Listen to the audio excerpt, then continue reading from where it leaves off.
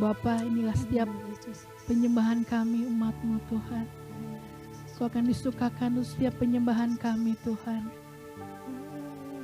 Terima kasih Bapa, terima kasih Yesus.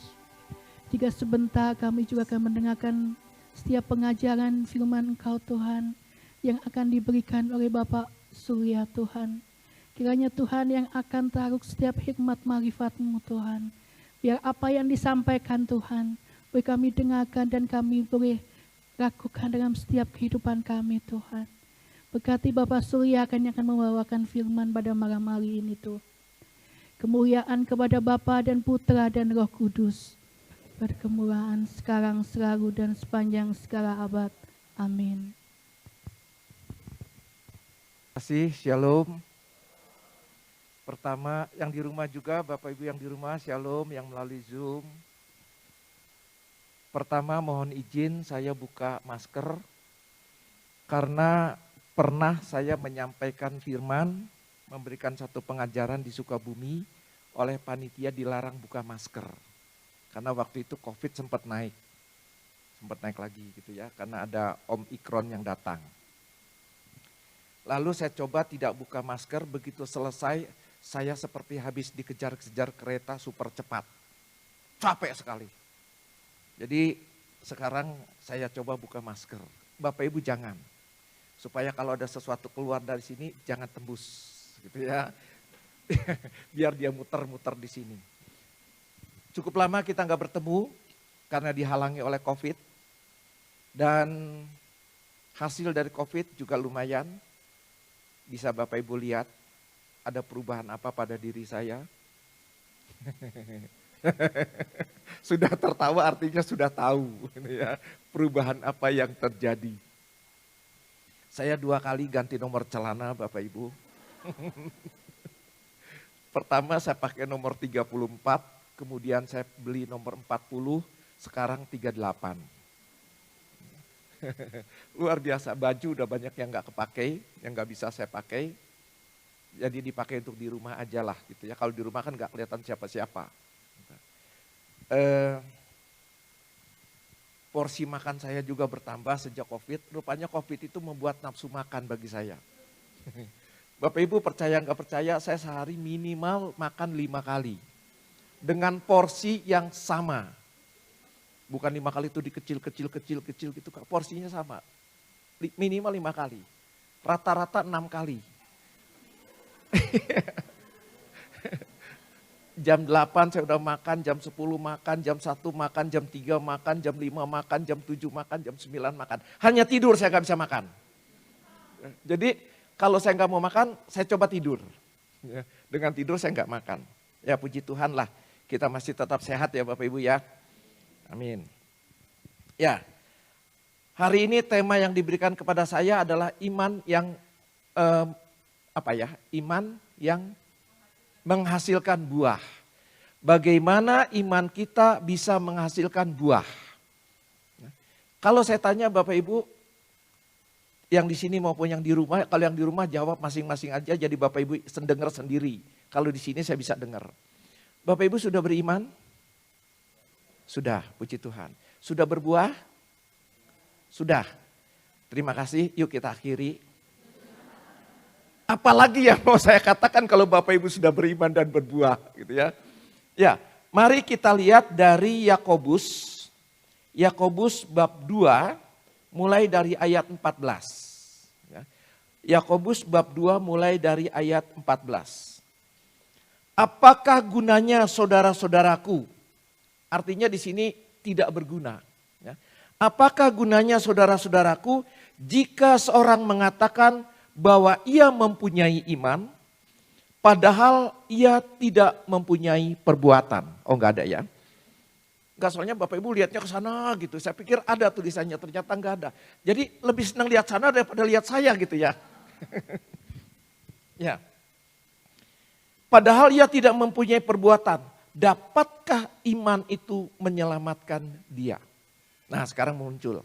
Apakah gunanya saudara-saudaraku jika seorang mengatakan bahwa ia mempunyai iman, padahal ia tidak mempunyai perbuatan? Dapatkah iman itu menyelamatkan dia? Ini yang mau kita renungkan malam hari ini Bapak Ibu Saudara kasih. Iman harus menghasilkan buah. Saya mau cerita dulu sedikit sebelum nanti ceritanya saya lupa, mumpung masih ingat. Nanti Bapak Ibu selipkanlah cerita itu pasnya di mana gitu ya. Saya mau cerita dulu. Sebelum COVID saya memberikan TC, training course di Palembang dan Jambi. Untuk pengajar SHDR dan pertumbuhan. Saya mengajar di sana selama 3 hari, 2 malam 3 hari. Saya bermalam di sana. 3 hari di Palembang, 3 hari di Jambi. Jadi begitu sudah seminggu saya di sana waktu itu. Saya memberikan pengajaran. Selesai saya pulang. Saya tidak tahu apa yang terjadi di sana. Nah, kurang lebih setengah tahun terakhir ini, pengajar-pengajar SHDR Palembang dan Jambi, mereka selalu minta mentoring kepada saya. Setiap kali mau mengajar, mereka mentoring. Baru kemarin malam saya mentoring sampai 9:30. Lalu nanti besok hari Selasa saya ada pelayanan di Dayakolot. Saya katakan, waduh besok saya ada pelayanan Selasa itu. Bapak pulang jam berapa? Saya bilang mungkin sekitar 9:30 saya sampai rumah. Udah Pak, 9:30 kita mentoring. Waduh, saya bilang dia semangat. 9:30 saya bisa kelengar itu ya. Baru pulang pelayanan Bapak Ibu kasih mentoring. Tapi satu hal yang mau saya sampaikan kepada Bapak Ibu. Hasil dari TC yang saya sampaikan sebelum COVID ternyata berbuah. Pengajar-pengajar yang waktu itu mengikuti TC, mereka penuh semangat dan akhirnya mereka mau mentoring. Setiap mau mengajar, mereka latihan dulu, istilah mereka trial. Jadi mereka mengajar, tapi online ya Bapak Ibu, bukan berarti setiap minggu saya harus bolak-balik ke Palembang. Online. Mereka mengajar, saya lihat, saya beri masukan. Hasilnya apa? Pada saat mereka mengajar, mereka lebih percaya diri. Karena sudah trial. Lalu mereka mengajar lebih bagus. Ini buah. Lalu saya katakan kepada mereka, jangan selamanya mau mentoring dengan saya. Kalian harus menjadi mentor untuk adik-adik rohani mereka. Siapa? Saya memberi mentoring, lalu sekarang mereka memberi mentoring kepada adik-adik rohaninya yang pengajar-pengajar baru. Pernah waktu mereka mentoring, saya diundang via Zoom. Saya hadir di sana, saya lihat di sana, lumayan bagus. Artinya apa? Apa yang saya miliki dari pengalaman saya mengajar, dari pengalaman saya mempelajari materi-materi SHDR, apa yang saya punya, lalu saya lakukan itu, saya sampaikan itu kepada orang, dan orang itu mengalami apa yang mau saya sampaikan, dan dia juga akhirnya menjadi mentor. Berbuah, Bapak Ibu. Sekarang apa yang kita miliki? Kalau di sini dikatakan tadi di ayat 14, padahal ia tidak mempunyai perbuatan, dapatkah iman itu menyelamatkan?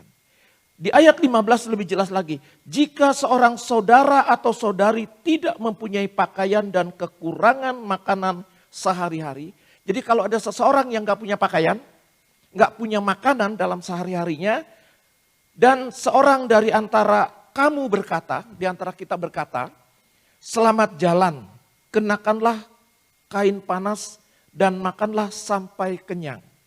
Orang yang gak bisa makan, lalu dikatakan makanlah sampai kenyang.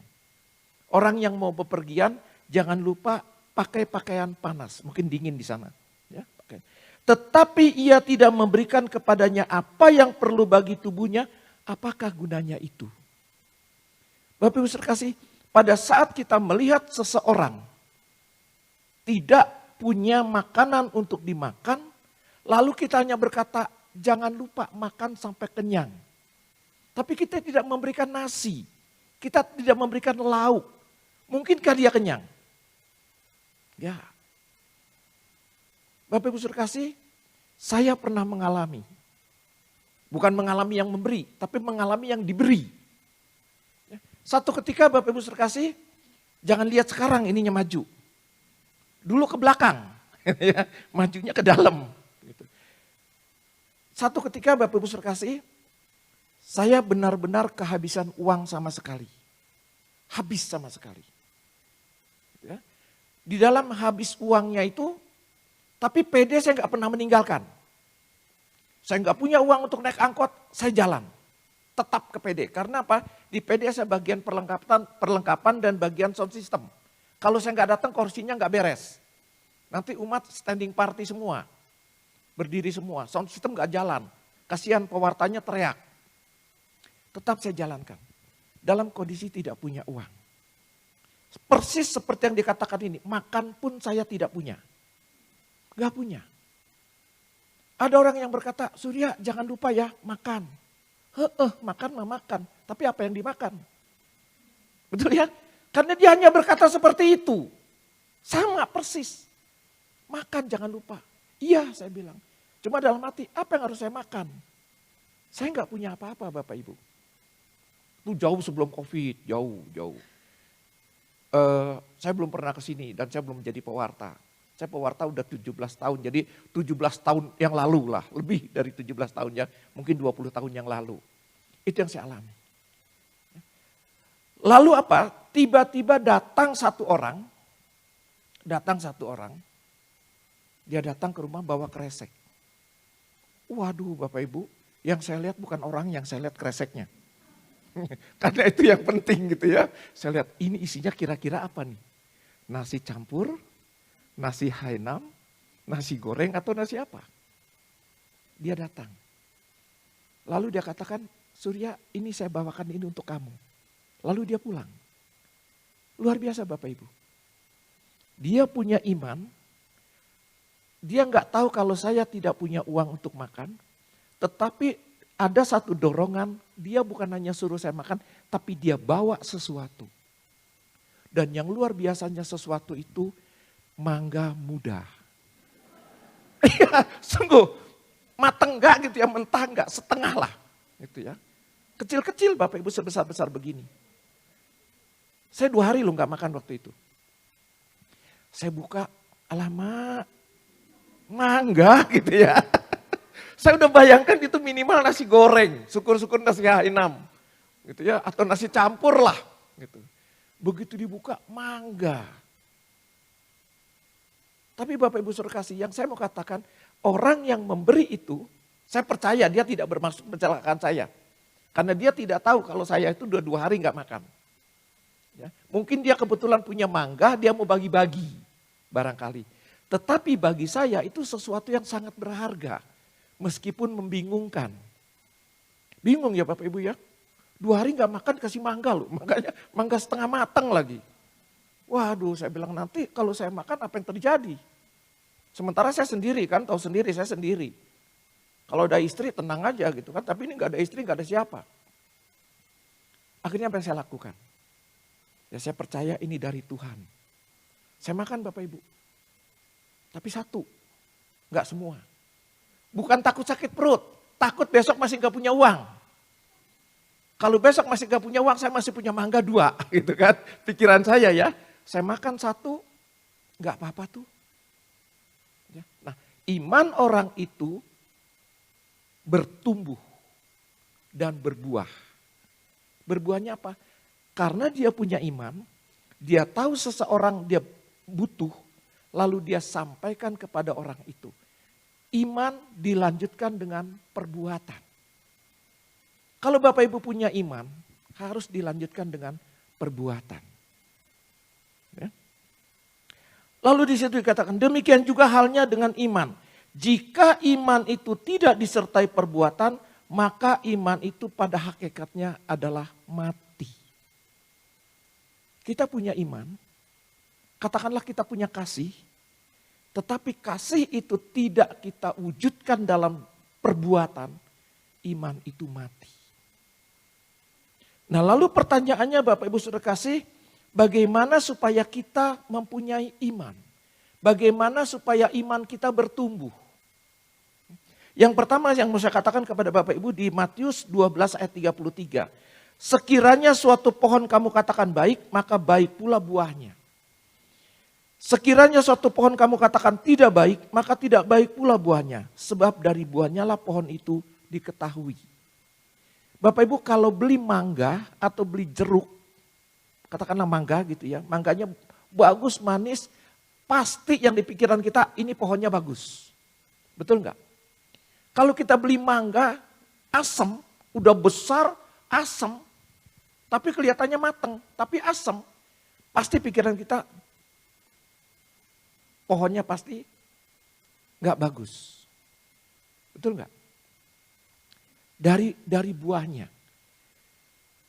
Nah Bapak Ibu kasih, oleh karena itu bagaimana kita bisa beriman, bagaimana kita berbuah, tergantung bagaimana kita menempel.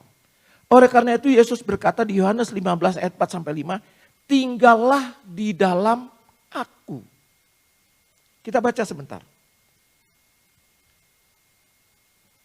Yohanes 15 ayat 4-5.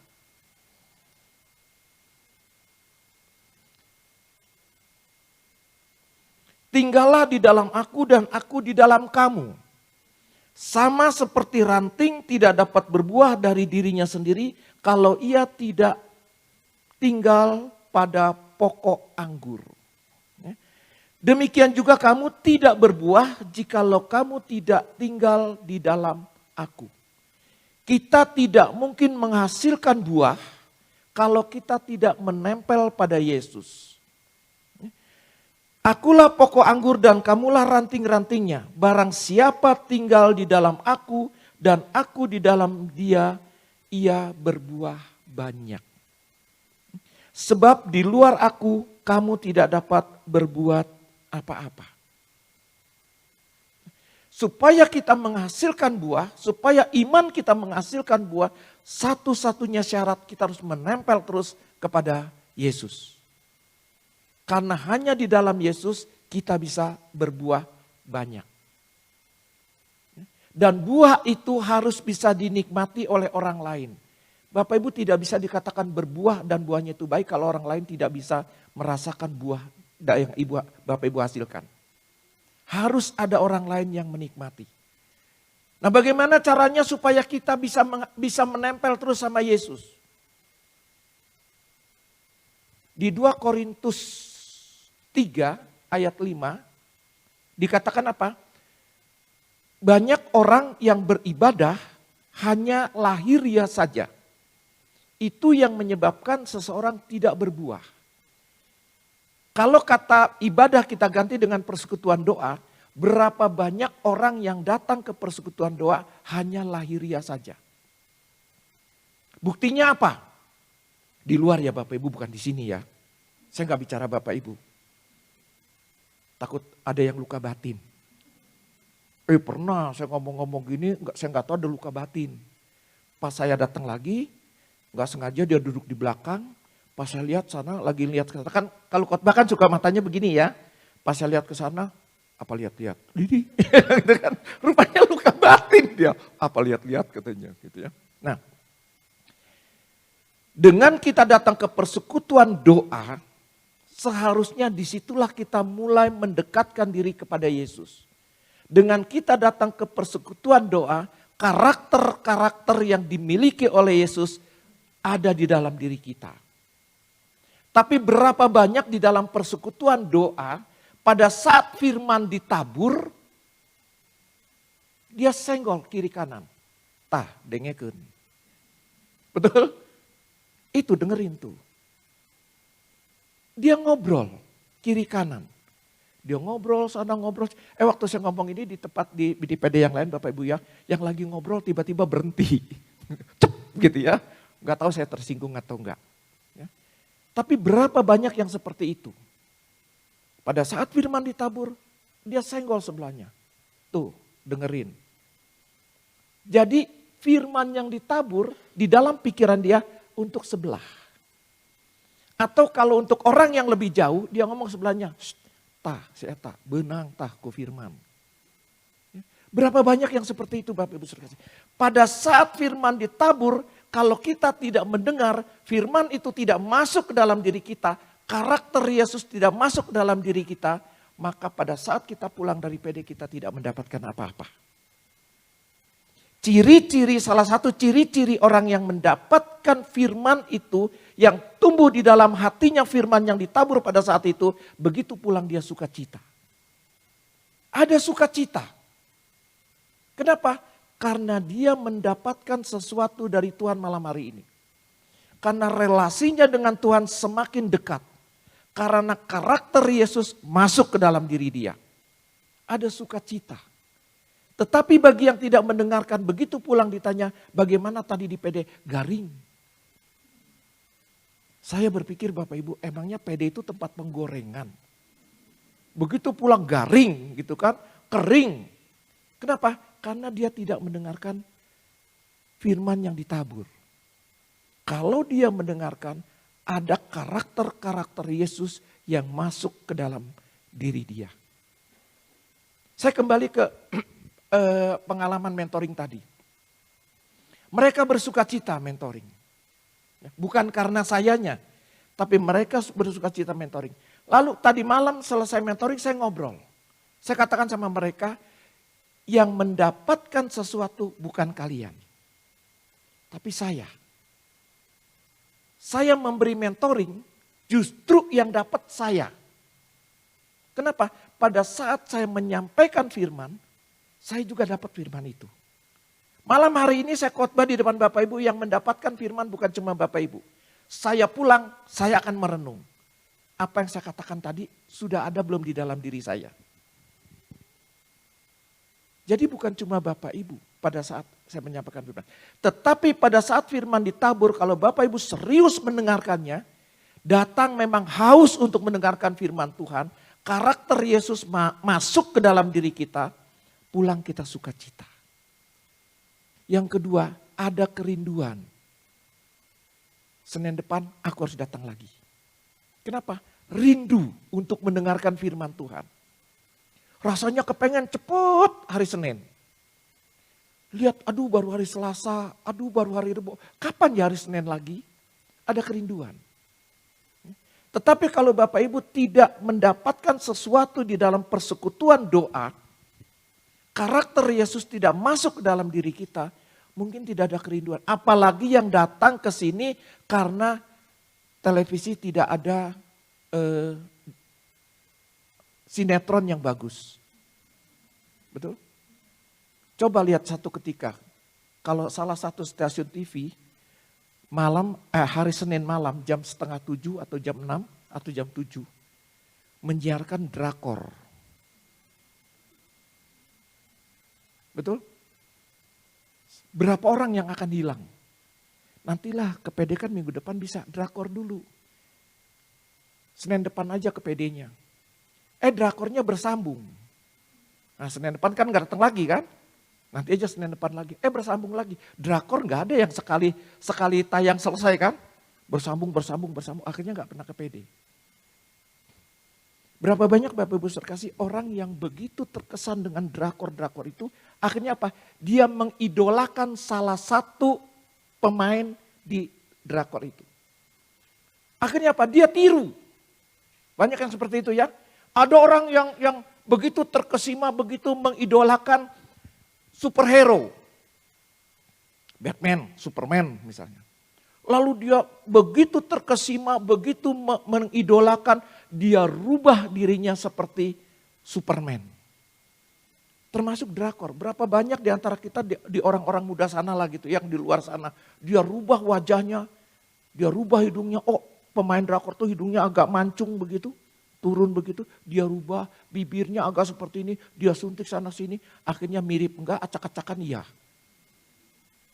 Tetapi apa Bapak Ibu sekalian, pada saat dia mengidolakan pemain drakor itu, dia berusaha mengikutinya. Kalau Bapak Ibu datang ke PD mengidolakan Yesus, seharusnya apa yang dilakukan oleh Yesus itu yang kita lakukan. Karakter Yesus ada di dalam diri kita. Hari ini kita mau belajar sedikit saja, nggak begitu banyak, karakter-karakter Yesus yang harus kita miliki supaya kita berbuah. Yang pertama, supaya kita punya karakter Yesus, apa aja karakter Yesus? Pertama, kasih. Yesus itu kasih. Kalau kita mengidolakan Yesus, kalau kita mendengarkan khotbah yang disampaikan di persekutuan, Bapak Ibu, setiap khotbah pasti bersumber kepada kasih. Betul nggak? Mau ngomong kemanapun juga ujung-ujungnya kasih. Karena Yesus adalah kasih. Nah, kalau Bapak Ibu setiap pede mendengarkan firman, pasti karakter Yesus tentang kasih muncul di dalam diri kita. Kalau kita mengidolakan Yesus, kita pasti melakukan apa yang biasa Yesus lakukan, yaitu kasih.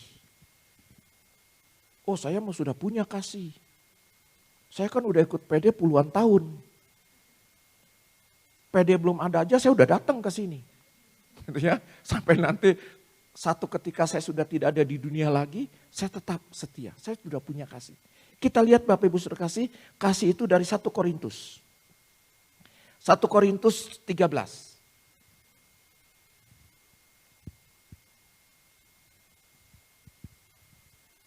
1 Korintus 13 ayat 4.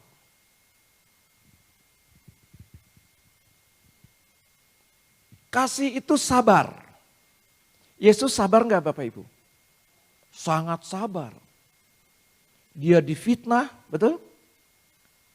Dia dikatakan waktu dia menyembuhkan orang, dikatakan memakai kuasa dari Beelzebul, kuasa setan. Tapi dia tetap sabar. Nah, kalau Bapak Ibu mengidolakan Yesus, harusnya sabar itu ada di dalam diri kita. Lalu yang ada di dalam diri kita itu harus kita lakukan di dalam kelakuan kita, di dalam kehidupan kita. Sehingga itu berbuah dan orang lain melihat kesabaran kita. Jangan karena dengar suara sedikit, waduh, kita tersinggung. Dengar orang ngomong sedikit, kita tersinggung.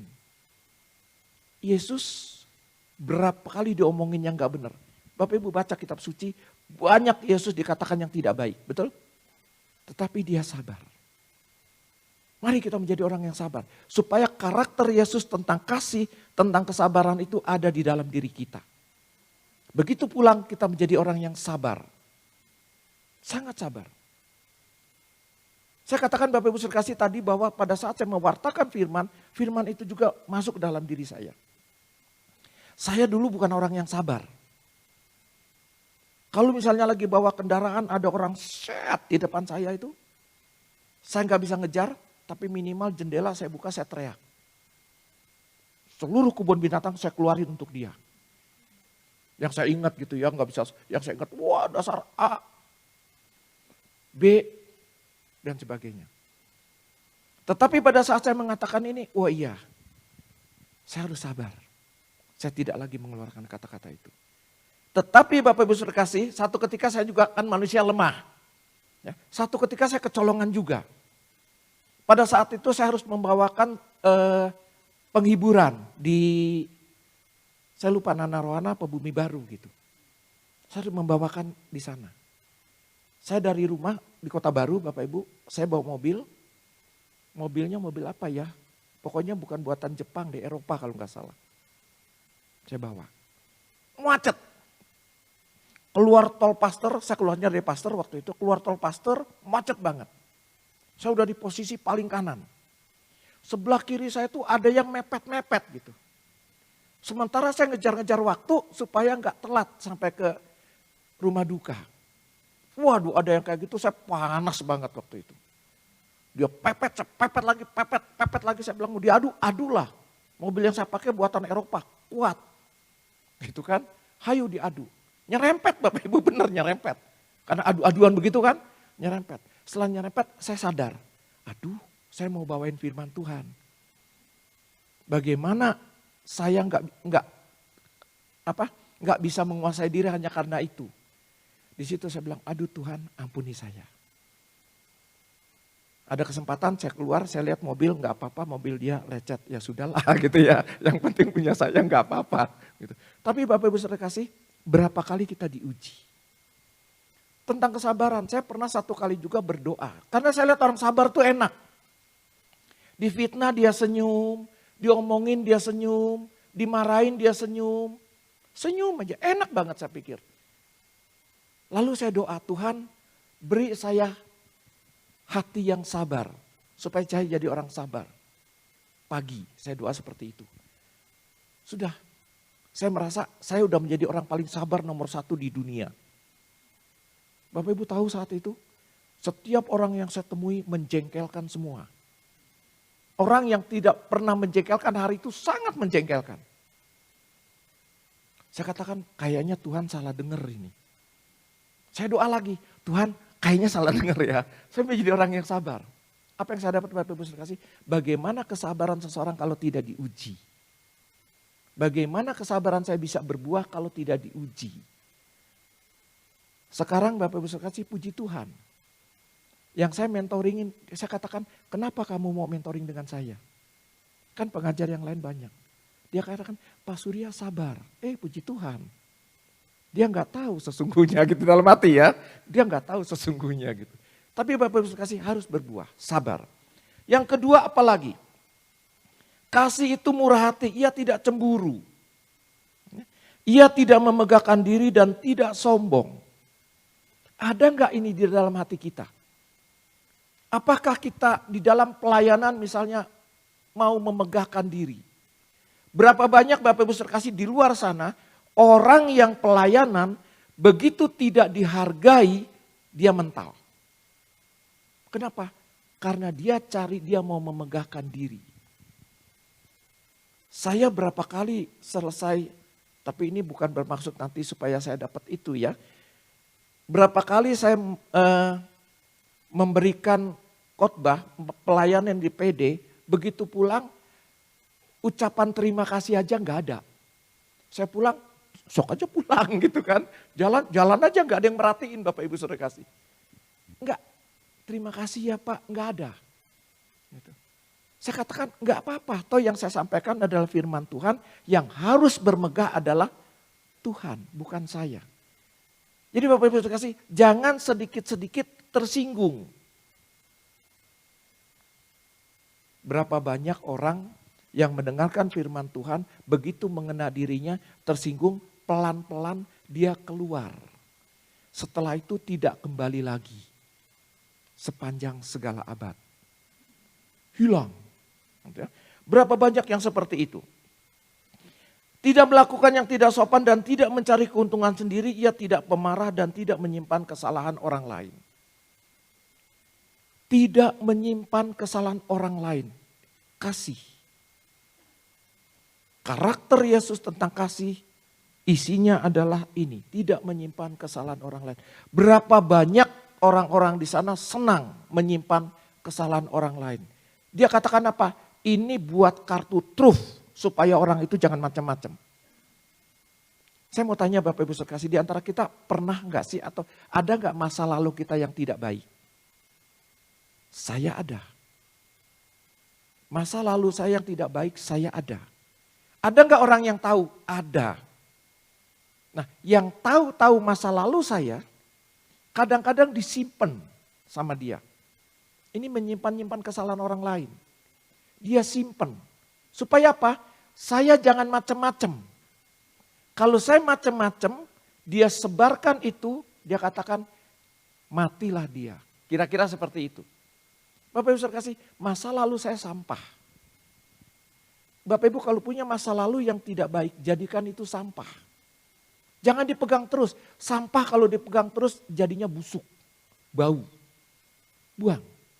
Kalau ada orang lain yang mau jadi pemulung kesalahan-kesalahan orang lain, silakan. Nanti kan busuknya sendiri. Bagi saya nggak penting masa lalu.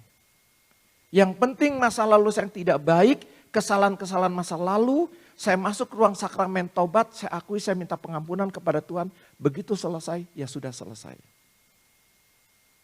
Ada masa lalu saya, Bapak Ibu saudara kasih, pernah mengganjal saya ini hampir 2 tahun mungkin kira-kira. Tapi sekarang karena saya sudah masuk ruang sakramen tobat, saya lakukan itu, saya akukan itu di hadapan pastor, sudah diampuni, bagi saya sudah. Masa lalu yang tidak baik. Kenapa? Saya pernah membantu seseorang yang mau menggugurkan kandungan. Dia sudah coba dengan berbagai macam cara supaya, karena ini hasil dari, bukan ini ya Bapak Ibu, meskipun ini gendut tapi ini isinya bukan bayi. Ini isinya yang sehari 5-6 kali itu. Ya. Ini hasil dari sesuatu yang tidak baik. Dia sudah coba dengan berbagai macam cara supaya keluar, tidak keluar-keluar. Lalu dia nanya ke saya, Surya, ada nggak dokter yang bisa menggugurkan kandungan? Dan saya tahu Bapak Ibu. Saya tahu ada, saya tahu dokternya, saya tahu jam prakteknya, saya tahu alamatnya. Lalu saya beritahu, coba kamu datang ke sini jam segini, dokter ini tempatnya di sini. Dia datang ke sana, terjadilah pengguguran kandungan. Waktu itu saya suka cita. Kenapa? Saya sudah bantu teman yang lagi kesulitan. Rupanya salah. Karena secara tidak langsung saya membunuh, betul nggak? Kalau saya nggak ngasih tahu, nggak terjadi loh. Ya kan? Bayi itu mati karena saya kasih tahu. Masa lalu, kesalahan. Tetapi itu saya sudah lakukan melalui sakramen tobat. Saya sampaikan itu dan saya sudah diampuni, ya sudah. Jangan saya bawa-bawa terus. Sudah diampuni, ya sudah.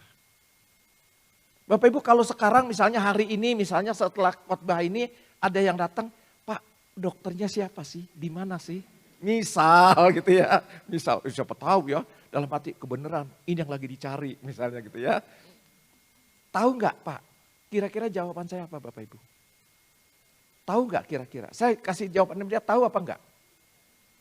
Kalau saya bilang nggak tahu saya bohong. Betul? Saya tetap akan bilang tahu. Dan nyatanya dokter itu sampai sekarang masih ada dan masih praktek. Saya bilang tahu, tapi maaf nggak akan saya kasih tahu. Saya kan tahu kan? Tapi maaf nggak akan saya kasih tahu.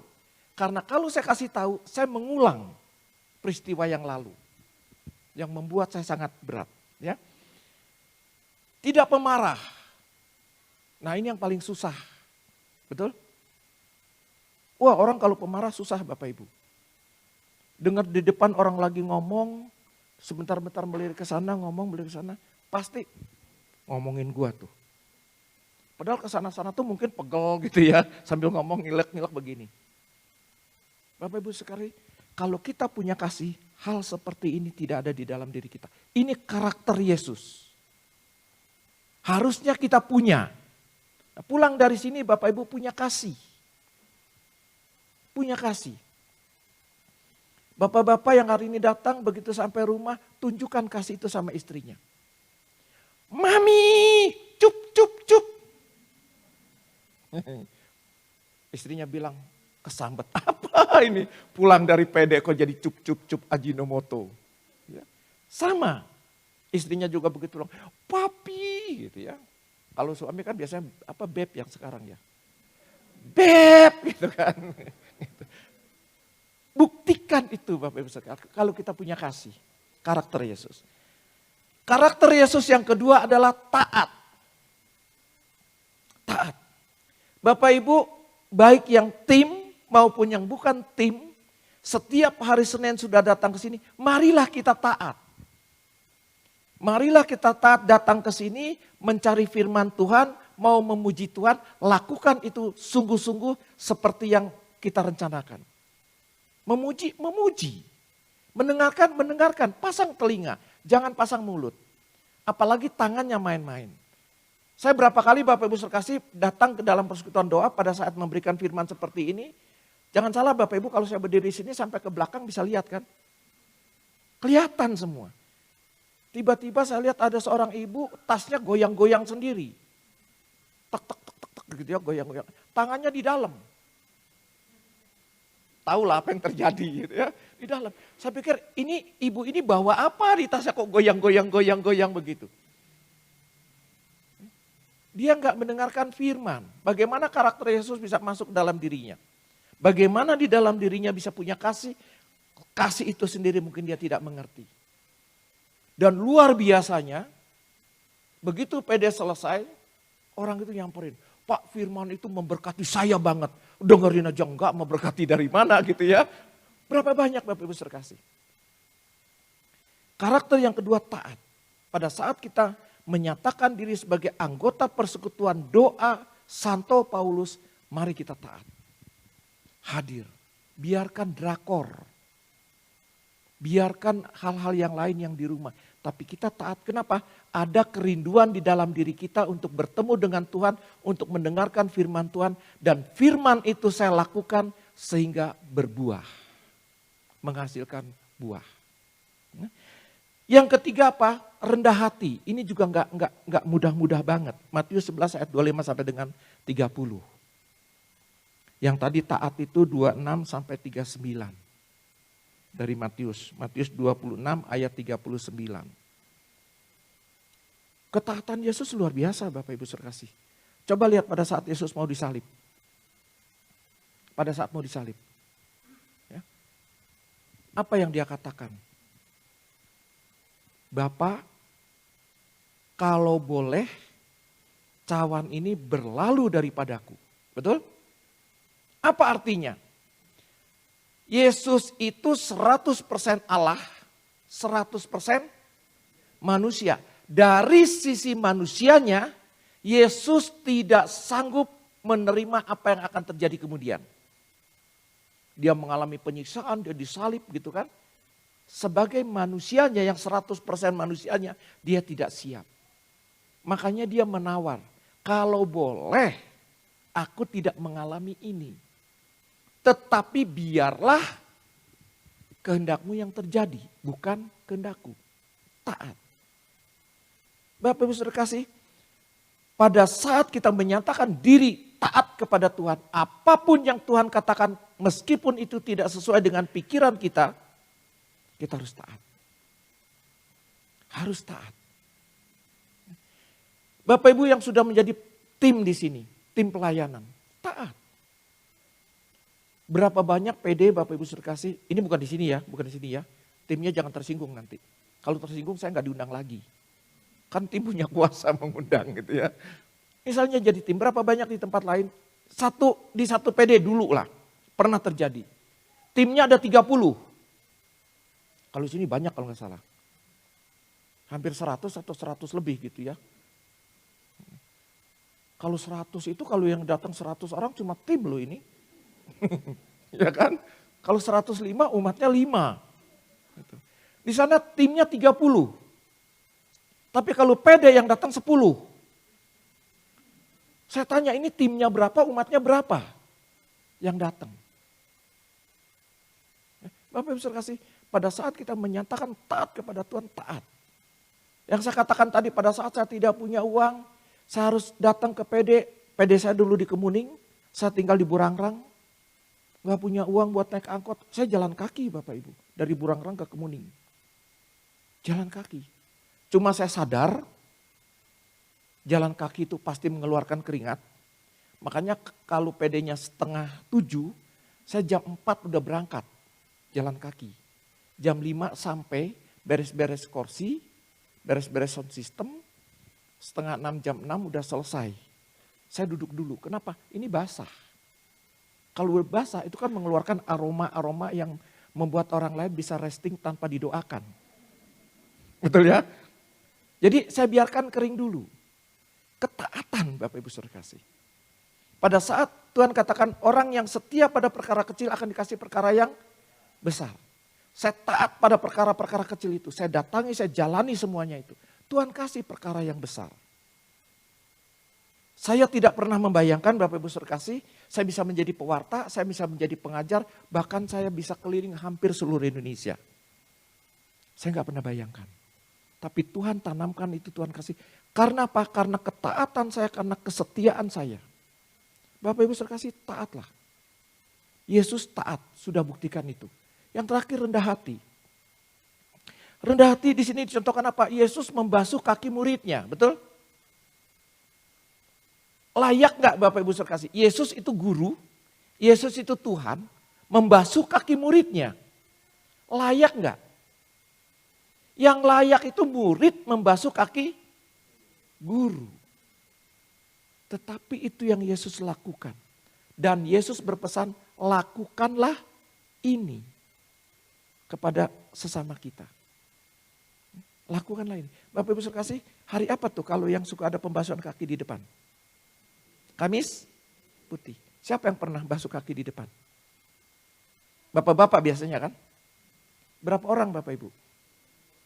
Itu ada Yudas. Betul nggak? Saya pada saat dibasuh saya ngitung ya ada 12, berarti ada Yudas nih.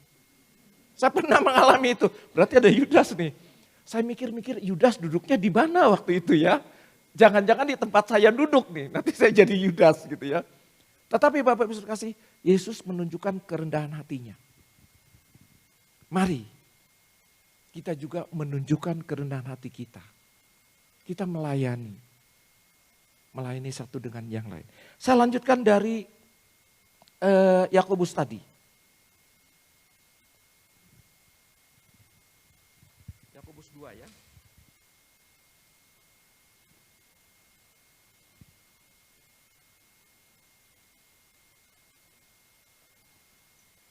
Demikian juga halnya dengan iman. Jika iman itu tidak disertai perbuatan, maka iman itu pada hakikatnya adalah mati. Kalau kita beriman, iman itu tidak kita lanjutkan dengan perbuatan, dan perbuatan itu menghasilkan buah, pada dasarnya iman itu mati. 1 Yohanes 2 ayat 20. Yesus berkata, kalau seseorang mengatakan mengasihi aku, tetapi dia membenci saudaranya, ia berbohong. Kenapa? Karena iman harus dipraktekkan. Iman harus dilaksanakan di dalam kehidupan sehari-hari. Harus Bapak Ibu sekasih. Supaya iman kita itu menghasilkan buah. Dan buah itu harus dirasakan oleh orang lain. Orang lain harus merasakan buahnya itu manis. Yang paling sederhana Bapak Ibu sekasih misalnya bagian among umat. Among tamu. Itu pelayanan. Betul? Itu bisa menghasilkan buah. Orang datang, kasih senyum. Orang dikasih senyum, nyes gitu, betul? Ibu apa kabar? Senyum. Makanya Bapak Ibu dari sekarang belajarlah senyum. Pulang dari sini sampai rumah jangan berhenti, senyum aja terus Bapak Ibu. Supaya kita terbiasa gitu. Dengan senyuman. Coba kalau ada orang datang, among tamunya merengut. Orang gak akan datang lagi. Begitu orang datang, isi. Tanda tangan. Masuk. Saya jamin minggu depan hilang tuh orang. Betul? Among tamu, pelayanan, bisa menghasilkan buah. Orang yang datang, dia sukacita. Satu ketika saya masih di Jogja, dulu saya belum Katolik ya Bapak Ibu. Saya Katoliknya di Bandung, saya belum Katolik waktu itu. Tapi saya menjadi ketua yang namanya BDSGY, Buddha Dharma Studi Group Yogyakarta. Saya jadi ketuanya waktu itu. Lalu ada salah satu organisasi yang lain karena kami membina kerjasama dengan berbagai macam agama. Salah satu organisasi keagamaan namanya PAKIN, bukan Pakis ya, PAKIN, Pemuda Agama Konghucu Indonesia. Dia sedang merayakan, ada salah satu perayaan, dia mengundang saya. Yang saya kenal cuma orang itu, betul nggak? Karena saya bukan anggota sana. Kalau ke sini saya udah beberapa kali. Coba bayangkan waktu pertama kali saya ke sini. Yang saya kenal paling ya kalau di sini ada Bu Susi, Pak Iwan. Kalau misalnya sekarang saya pertama kali paling yang saya kenal koordinatornya Liana, hanya beberapa orang. Yang lainnya kan gak saya kenal. Itu kan? Begitu saya datang ke sana, yang saya kenal cuma satu orang itu. Coba bayangkan kalau orang itu tulis nama. Nomor HP, tanda tangan. Masuk. Apa yang terjadi dengan saya? Saya merasa orang asing. Tapi luar biasanya, begitu saya datang dia sambut dengan luar biasa. Surya, dulu saya dipanggilnya Mas, kalau di sana. Dan di sana saya dipanggilnya bukan Surya Bapak Ibu. Bapak Ibu kalau ke Jogja, ketemu, bukan juga. Kalau ketemu saya di sana cari yang namanya Surya atau Suryo, gak akan ketemu. Ke teman-teman saya juga. Saya di sana dipanggilnya Cahyadi. Makanya pertama saya ke Bandung dipanggil Surya, bingung saya. Surya, saya nggak noleh Bapak Ibu. Karena di sini biasanya Cahyadi. Gitu kan. Gitu. Mas Cahyadi katanya gitu kan. Mari. Wah dia terima dengan baik. Ayo masuk. Diantar saya ke dalam. Mari duduk. Saya duduk, dia di sebelahnya. Diajak ngobrol sebentar. Gimana? Oh udah ngobrol sebentar. Maaf ya, tunggu dulu ya. Saya harus menerima tamu yang lain. Dia keluar lagi. Apa yang terjadi dengan saya? Nyaman. Padahal yang kiri kanan belakang itu gak ada yang saya kenal. Tetapi saya sudah nyaman. Artinya apa? Among tamu yang dia lakukan berbuah. Saya merasa diterima. Itu hal yang sederhana. Loh itu kan among tamu, saya kan bukan. Bapak Ibu kalau duduk di sini suka noleh kiri kanan gak? Kasih gak senyuman sama kiri kanan? Oh saya sudah senyum cuma gak kelihatan karena ketutup masker. Buka dulu, hehehe, tutup lagi gitu ya. Senyuman Bapak Ibu untuk kiri kanan membuat dia lega. Membuat dia nyaman. Kenapa? Karena di sebelahnya adalah orang baik. Coba Bapak Ibu, kalau duduk, Bapak Ibu rasakan kalau duduk, dari pertama Bapak Ibu datang, sampai pulang, yang di sebelah itu, nyaman gak? Betul gak? Dari datang sampai pulang, angker banget wajahnya gitu. Tapi kita kan bukan among umat yang duduk di sini ya, among umat kan yang di sana. Bapak Ibu bukan. Tapi coba beri senyum kiri, beri senyum kanan, belakang. Kalau depan ya tunggu yang depan noleh kan. Gitu. Kalau nggak noleh ya susah kita kasih senyumnya. Itu yang sederhana. Berbuah. Berbuah. Kita lanjut lagi.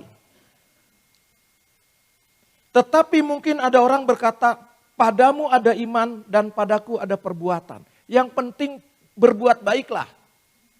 Atau yang satu, yang penting bagiku iman. Di sini dikatakan ada dua orang, yang satu beriman, yang satu perbuatan. Aku akan menjawab dia, tunjukkanlah kepadaku iman itu tanpa perbuatan. Dan aku akan menunjukkan kepadamu imanku dari perbuatan-perbuatanku. Kalau kita melakukan perbuatan apa yang Yesus mau, karakter Yesus yang sudah ada di dalam diri kita itu kita lakukan, di situ ada iman. Tetapi Bapak Ibu berkata, aku beriman kepadamu Tuhan, tetapi tidak dilakukan di dalam kehidupan sehari-hari. Yakobus bilang mati. Iman kita itu mati. Apa gunanya di ayat 1 tadi? Apa gunanya kita punya iman seperti itu? Oleh karena itu Bapak Ibu kasih, mari kita punya iman, lakukan itu supaya iman kita itu berbuah. Dan buahnya itu banyak. Ya. Dikit lagi. Engkau percaya hanya pada satu Allah saja.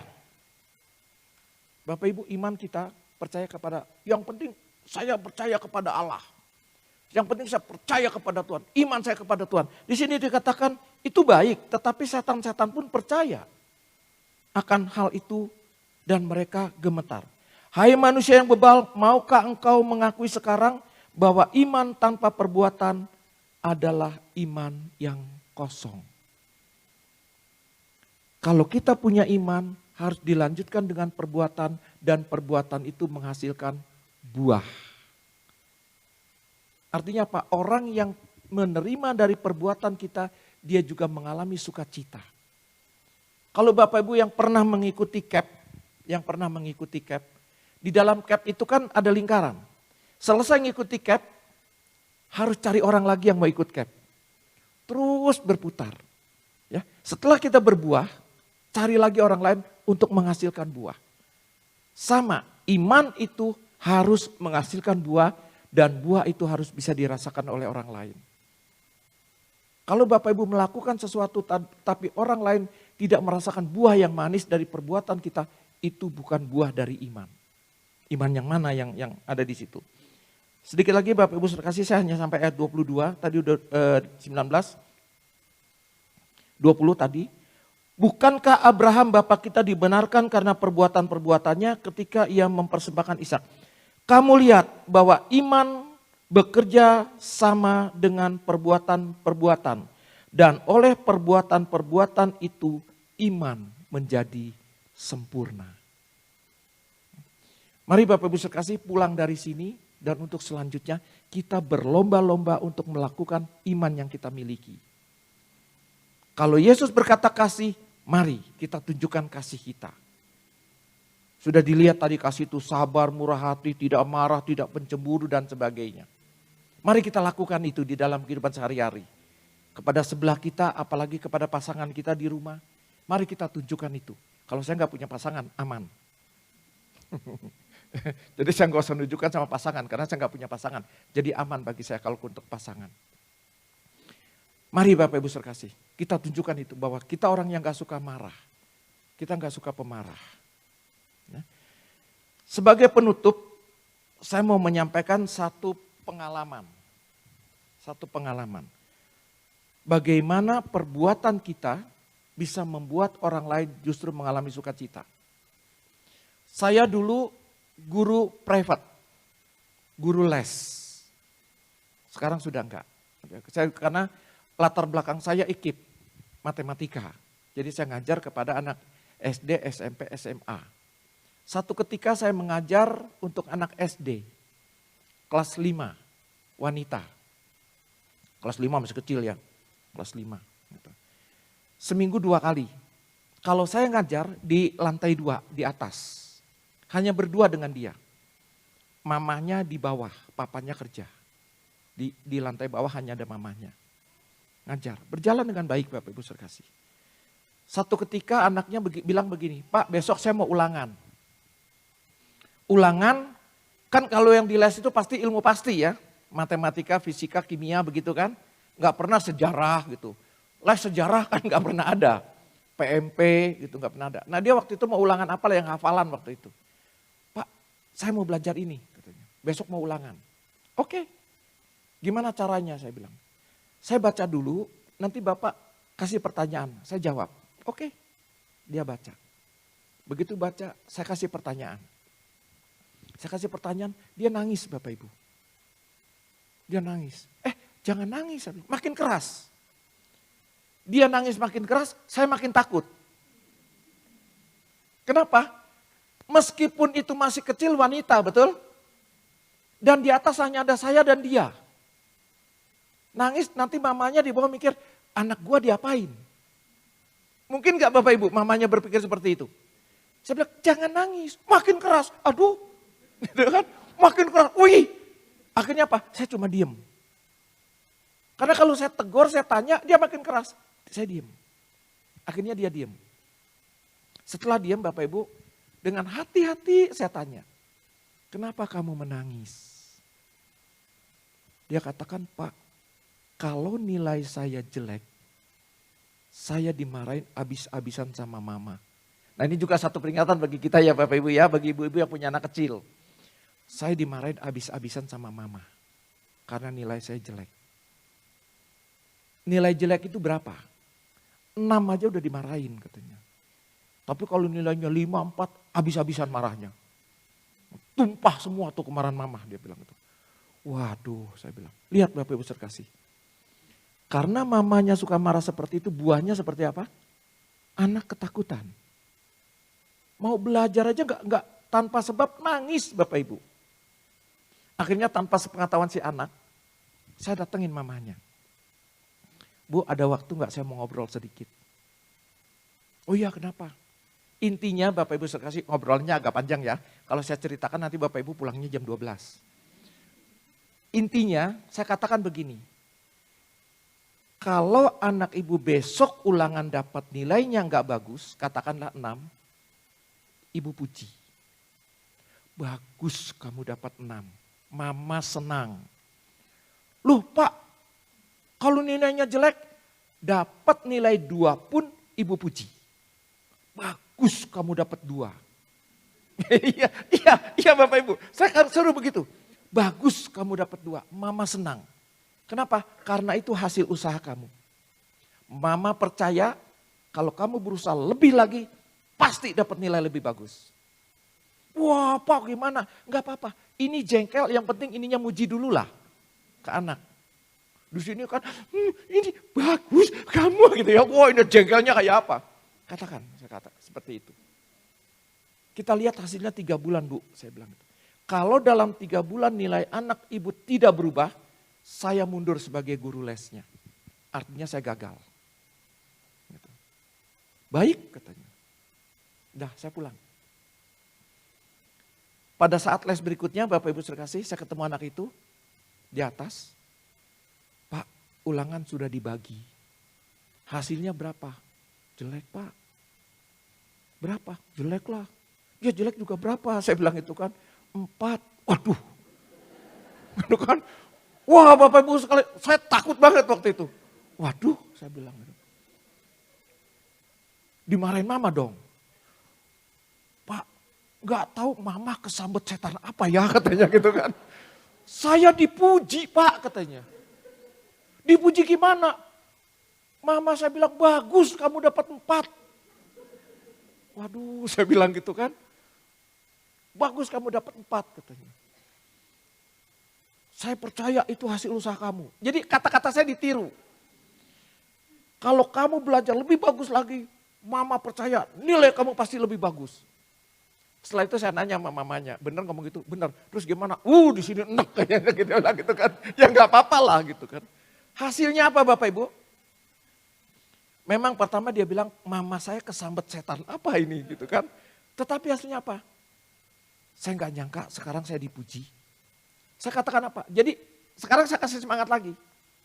Tuh kan, kamu dapat 5 dipuji. Yuk kita belajar lebih lagi. Supaya nilai kamu lebih bagus, pasti kamu lebih dipuji lagi. Mari Pak, sejak saat itu nilainya nggak pernah di bawah 8. Hasil dari mana? Pujian. Ya.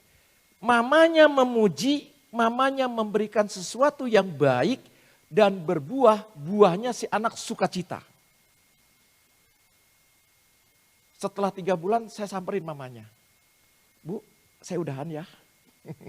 Oh jangan Pak, jangan katanya gitu ya. Jangan.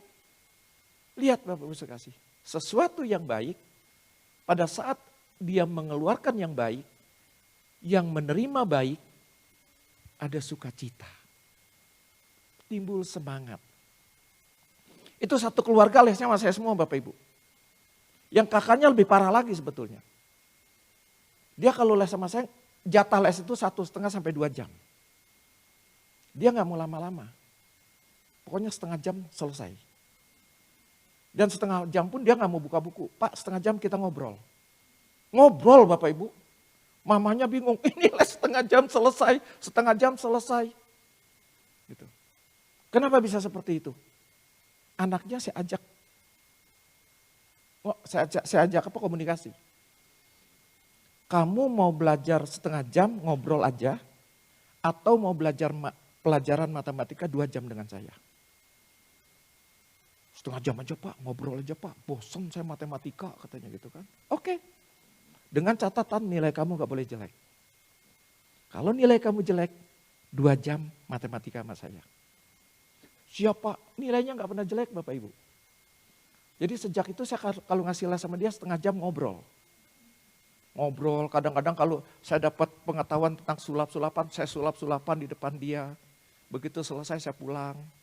Mamanya bingung, ini les apa setengah jam kok anak saya nilainya bagus terus katanya gitu kan. Dia nggak tahu antara saya dan anaknya ada perjanjian. Bapak Ibu sekasih, ucapan pun dari kita yang baik, hasilnya baik, buahnya baik.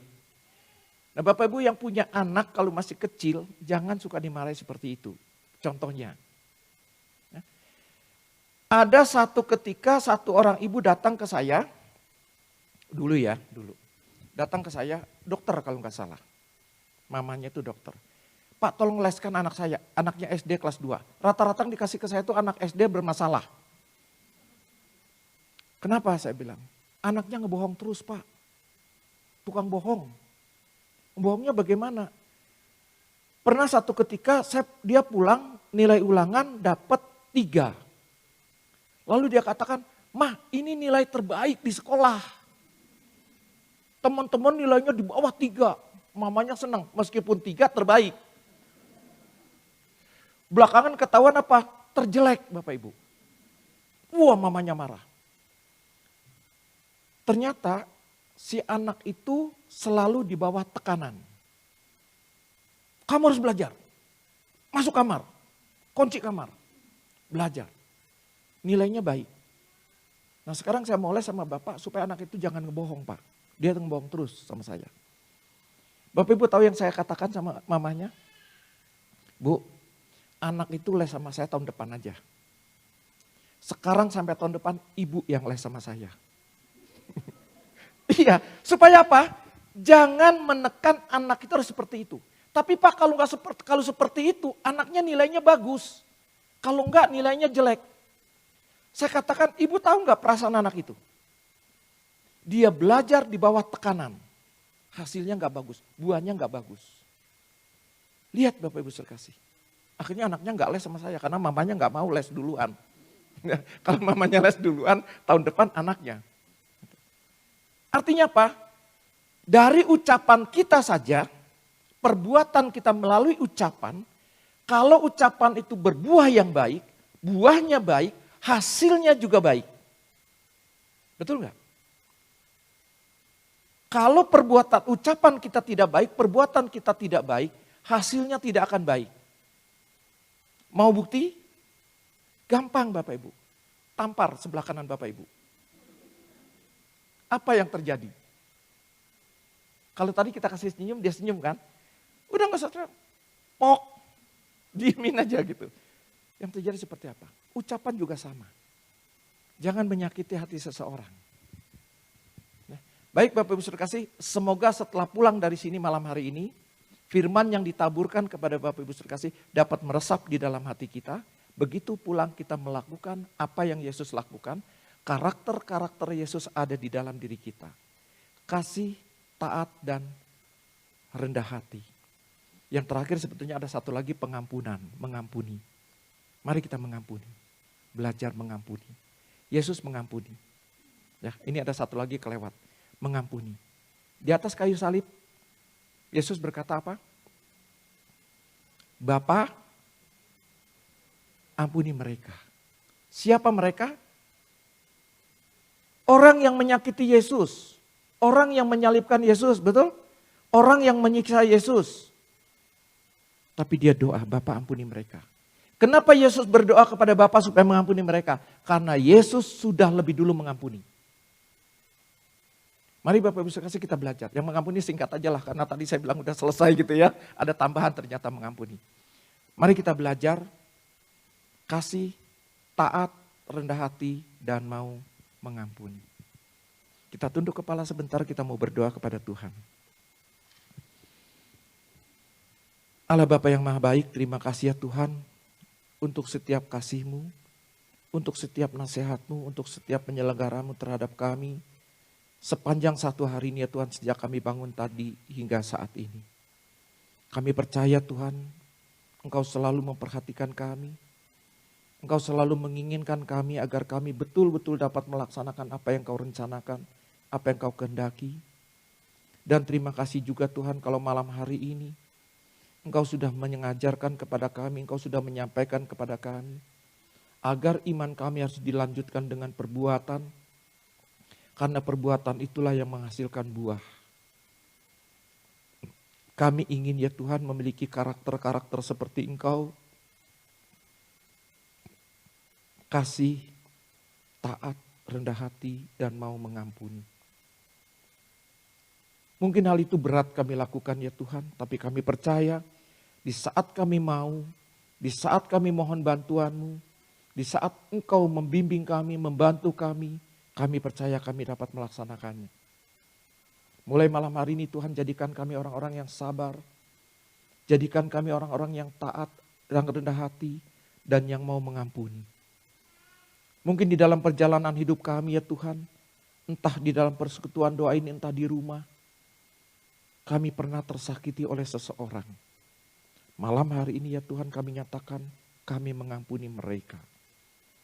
Karena Engkau terlebih dahulu mengampuni, dan Engkau sudah memberi contoh kepada kami.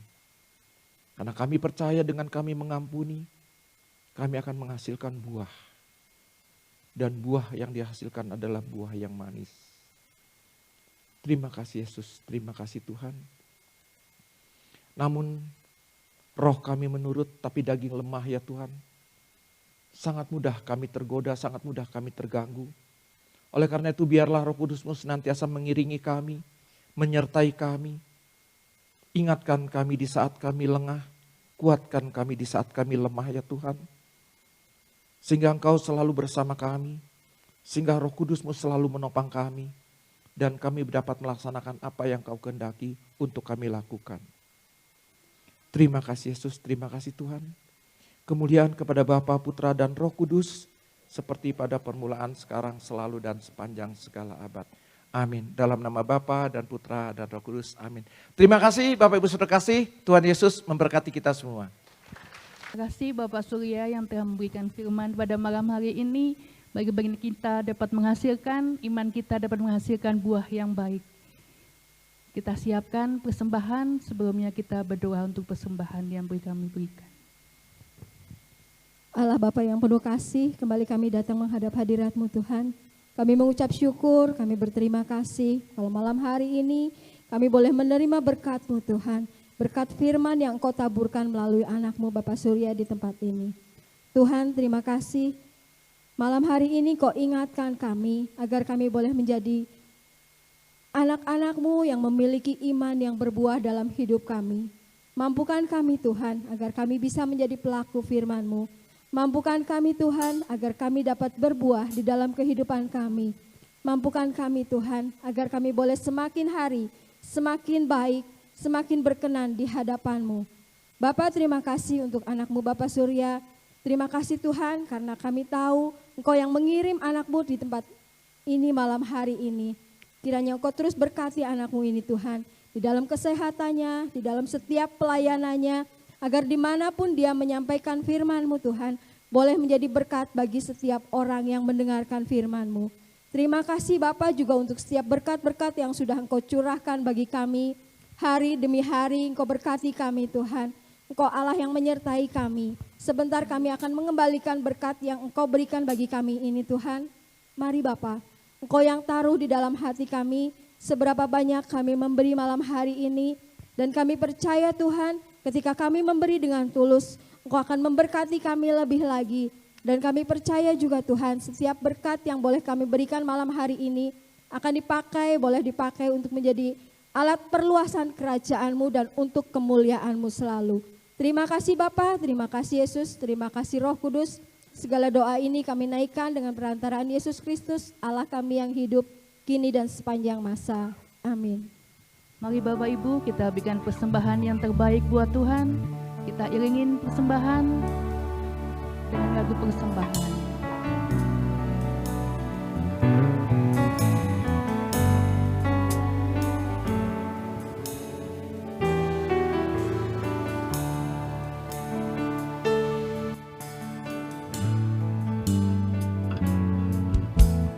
Sekalipun ku memiliki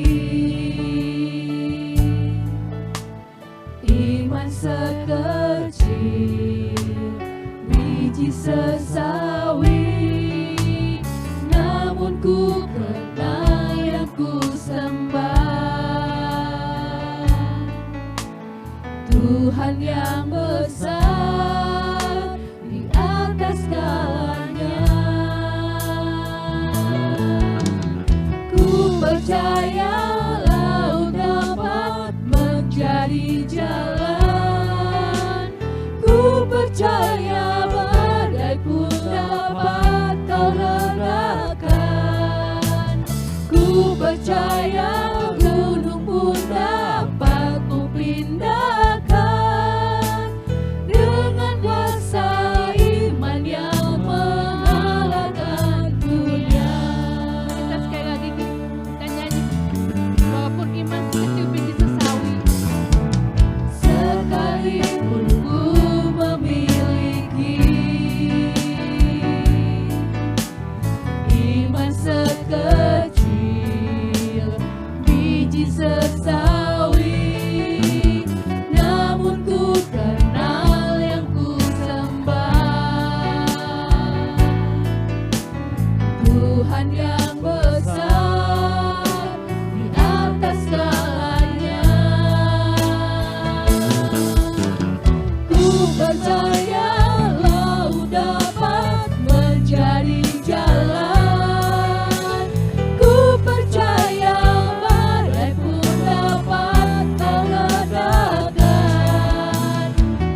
percaya gunung pun dapat ku pindahkan dengan kuasa iman yang mengalahkan dunia.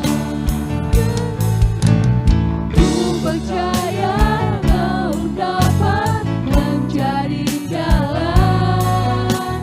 Ku percaya badai pun dapat kau redakan. Ku percaya gunung pun dapat ku pindahkan dengan kuasa iman yang mengalahkan dunia. Dengan iman yang dapat dengan kuasa iman yang mengalahkan dunia. Dengan kuasa iman yang mengalahkan dunia.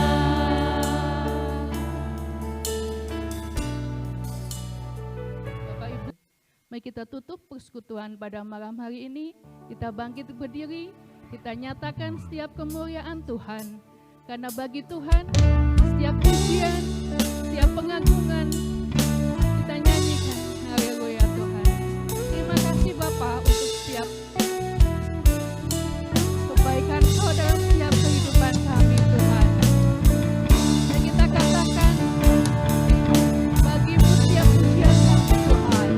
Bagimu pujian, hormat kemuliaan, Kaulah kebanggaan di dalam hidupku. Janjimu bersinar, buktikan Kau besar. Tiada yang sepertimu Yesus Tuhanku. Katakan kami lagi, bagimu pujian setiap hormat dan Bagimu pujian, hormat kemuliaan, Kaulah kebanggaan di dalam hidupku. Janjimu bersinar, buktikan Kau besar. Tiada yang sepertimu Yesusku. Tiada yang sepertimu Yesusku. Tiada yang sepertimu Yesus Tuhanku.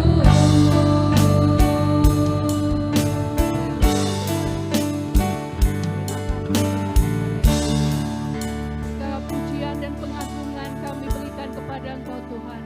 Kami mengucap syukur Yesus untuk persekutuan malam hari ini Tuhan. Engkau telah pimpin dari awal hingga akhir persekutuan malam hari ini Tuhan. Terima kasih Tuhan, terima kasih Yesus. Kami juga berdoa Tuhan untuk saudara-saudara kami yang boleh merayakan ulang tahun pada sepekan minggu ini Tuhan. Untuk Ibu Atik, Ibu Kimiati dan Bapak Rudi Tuhan. Semoga kasih karunia-Mu Tuhan, umur panjang, kesehatan, sukacita dan berkat-Mu senantiasa yang mengalir di tahun-tahun ke depan Tuhan. Terima kasih Yesus, terima kasih Roh Kudus untuk persekutuan malam ini. Kami akan pulang, Tuhan akan memberkati sepanjang perjalanan pulang malam hari ini Tuhan.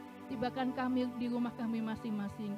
Segala pujian, segala ucapan syukur kami berikan hanya di dalam satu nama Tuhan kami Yesus Kristus. Kami araskan setiap doa dan ucapan syukur. Demi nama Bapa dan Putra dan Roh Kudus. Amin. Terima kasih Bapak Ibu. Kita bertemu di Senin yang akan datang dengan persekutuan malam hari ini.